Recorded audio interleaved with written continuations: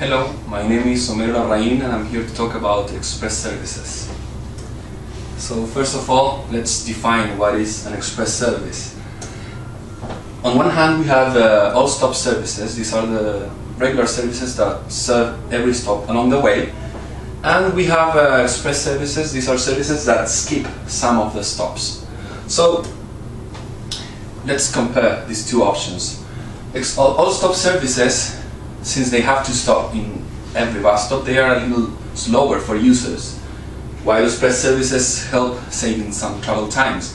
But on the other hand, express services might increase waiting times, might force some transfers, but at the same time might be cheaper to operate.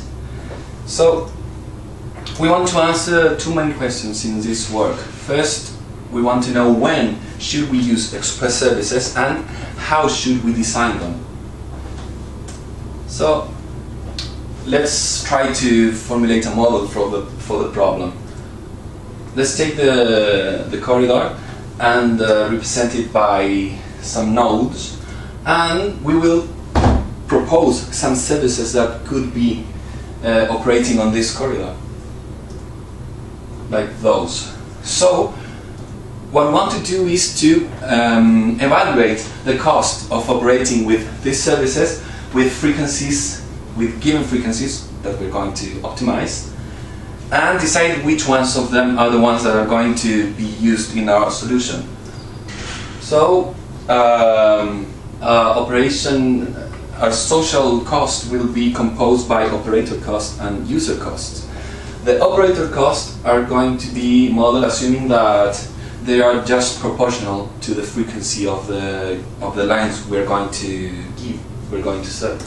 So, and user costs are composed by three main components: travel time, waiting time, and transfers. We're going to leave out the access time, since we're going to assume demand is fixed and originated at bus stops. So there are no access times in this formulation.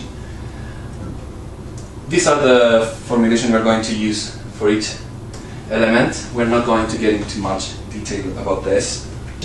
So the objective is to minimize social cost, composed of the four elements we just mentioned, subject to two sets of restrictions. The first constraint imposes the user behavior we want to model. We want to allow users to be able to choose when they make a trip, if they want to wait for the first service that might help them to get to the destination, or if they want to wait for the express service specifically and let the all-stop service go if it shows up first. The second set of restrictions are here to model continuity of flows, because we're allowing passengers to make transfers.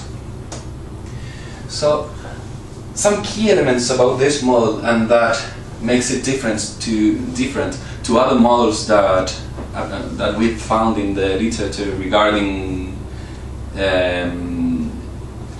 service designers, specifically express services, but designing transit routes, has to do with capacity and user behavior. The thing is, when capacity levels, we're talking about the capacity of the buses, are not reached, users can choose whatever option they want to make the trip, and they are not competing for capacity. But, and we can ensure that social optimum is the same thing as each user minimizing their own cost. But if capacity is taken into account and is binding, the results might not be consistent with a user equilibrium, because some users are going to take the option that are good for them, but they are going to use the capacity that might be more social, useful for another thing. So we have to design an iterative method to obtain a solution that is at the same time user equilibrium and that respects capacity. And the way we did it was looking for the critical places of the network and add some lower bounds to the frequencies of the services that are attending or serving those particular points of the network. And this way we obtain a solution that satisfies both conditions at the same time. So, when should we use express services? We can use the methodology we just showed you to understand what factors make express services more appealing. For instance, we generated different scenarios with different characteristics. First of all, we tried to measure the effect of the load profile shape, the demand level, the unbalanced level, which means assuming that both directions of the corridor have a symmetric OD matrix, one side of the corridor, one direction of the corridor might have a higher frequency, higher demand than the other. And finally, the average trip length of the OD matrix. So we built a number of matrices with these characteristics, and we tested the model on these different matrices to see which factors, which elements are more relevant. So first of all, with regard of the demand scale, we found that higher levels of demand justify more intensive use of express services and provide a higher reduction of social costs. But not only this, we also wanted to go a little further and try to tweak a little the data with regarding capacity. So we went further and we kept increasing capacity, and we observed that when we kept increasing demand. And we observed that when capacity is not taken into account, we have that the old stop on the cost of a scenario served by just a non-stop service increase when demand is higher, of course, and that when we use express services we might get a little reduction of social costs. When we take capacity into account, we have the same thing but with higher costs, because we're adding a new constraint to the model. The interesting part here is that the gap between express and all-stop operation is higher when we take capacity into account. So we can say that express services work better when demand is higher, and even better when capacity is an issue. Regarding trip length, we confirmed our intuition that when trips are longer, express services work better, and this is quite intuitive. Another thing we wanted to try was what happens when trips on a matrix are more concentrated on specific OD pairs. Let's define dispersed versus concentrated trips. Dispersed trips would be a matrix that all the trips are spread along all available OD pairs, like the situation we are representing here. On the other hand, concentrated OD trips would be something like the situation we see here. Many trips are concentrated in a single or in very few OD pairs. So we measured concentration using the coefficient of variation, and we generated different scenarios with different coefficients of variation, and we tested the model on them, and we tried to measure when express services worked better. And naturally, we obtained that when the coefficient of variation is higher, that means that when trips are more concentrated in a few OD pairs, the benefits of using express services rises. So summarizing, we have that we should use express services when corridors have high levels of demand, especially when capacity is an issue, when the average trip length of a trip is higher, and when demand is mostly concentrated into a few OT pairs. Of course, we can still do some more tests. We haven't tried yet to experiment with the corridor length or with the time the buses spend on each bus stop, and of course those should be variables that would have an effect on the benefits of express services. But we kind of answered the question of when we should use express services, but we haven't really solved the problem about how should we design express services. We have a model that allows us to optimize services and even tells us which ones are good, which ones are bad for our situation, but doesn't design the services themselves. We have to feed the services to the model. So what can we do about this problem? One first approach we took is try to calculate the effect of skipping a single bus stop, but by a part of the fleet that is currently operating with as an all-stop service. So we're going to take some of these services and skip one stop with these services, and we're going to measure that effect. That is the effect. The important thing here is that it includes the effect on the operator costs, travel times, and waiting times. If we plot the function I just showed you, we can get two possible cases.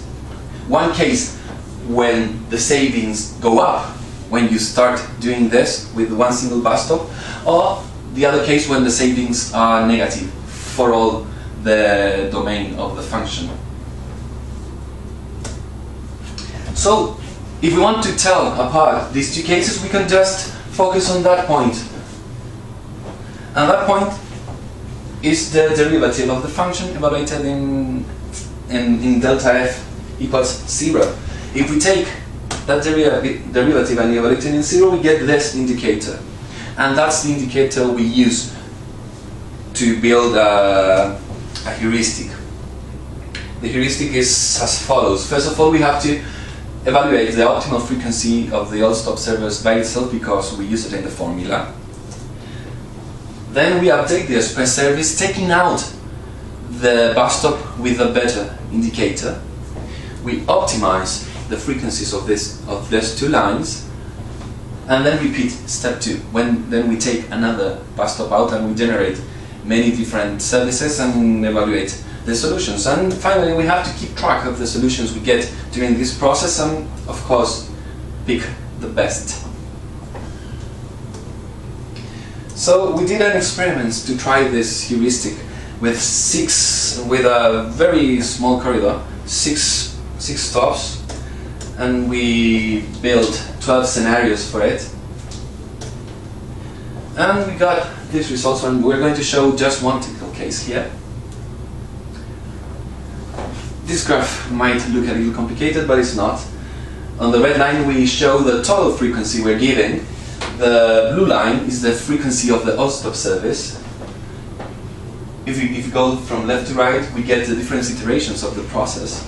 Iteration 0 is when we're just considering one all-stop service. And the gray line is the total savings of the iteration. So, a couple of things worth noting here is that, first of all, total frequency remains almost constant, and this should not be a big surprise, especially if we have capacity, because if we have the issue of capacity implies that if we use an all-stop service, there will be a critical arc in our corridor that will define the frequency for the whole corridor, and we will have that the rest of the corridor will be operating in a very inefficient way. And express services allow us to correct this inefficiency, but on the critical arc, the sum of the frequencies will be the same because we have to carry all that load through that arc. So total frequency remains almost constant. And that savings don't grow monotonically. That means that we really have to try each step of the iteration. It's not as simple as repeat the process until you get some losses in the savings. We should do the whole process to get the best solution. And for this particular case, very simple scenario, we were able to check that the solution we got was the social optimum, the global optimum for this scenario. So this heuristic allows us to find good express services for a corridor, and we can modify the indicators in many other ways to adjust the process for other situations. For instance, now we can ask, let's assume we have a solution and we have to provide new services for this solution. Yeah, we can build an indicator that takes the current situation into account. What if we want to design services specifically designed to help alleviate the congestion in one critical arc of the network? Yeah, we can do that. So we have answered the question of when to use express services and how to design them. Now we're going to close this presentation with a mention of a current application we're working on. We think it's pretty interesting. It's on the city of Rio de Janeiro in Brazil, and the corridor is called Trans-Brazil. They're designing a corridor that has 34 stops per direction, 40 kilometers long, and this is the interesting part. It will carry over 55 passengers per hour on its critical section. If they manage to do that, this will be a world record. New challenges arise with this problem. First of all, we have that bus stop capacity now is an issue. If we serve this corridor with just one all-stop service, the frequencies, the minimal frequencies is imposed by the critical arc would be so high that bus stops would not be able to operate properly. So now we have to use express services as a tool to skip overloaded bus stops. And the focus of this problem shifts from trying to reduce cost to trying to find a feasible solution. Also, boarding and alighting times become relevant because now we have to tweak them to find an optimal solution, because if boarding and alighting times are too low, the amount of people that want to board the bus is so high that might not be able to get in. But if we design these times, if we give too much time to board, the bus stops are not going to be able to serve all the buses we want to serve. So we have to take this into account, and this is kind of complicated. And there are many other practical concerns, restrictions that are political or particular to this case. So anyway, right now we received a proposed solution for the problem in Rio, and we applied our model to find the critical points of it, and we answered them with some suggestions about 5 or 4 recommendations about some places in the corridor that capacity might be an issue. And we're expecting the comments back now. So, well, it's been a pleasure. My name is Homero Larrain, and my email is Larrain. If you want to ask any question, if you want to get further detail of the models, or if you want to ask for further reading about this topic. Thank you.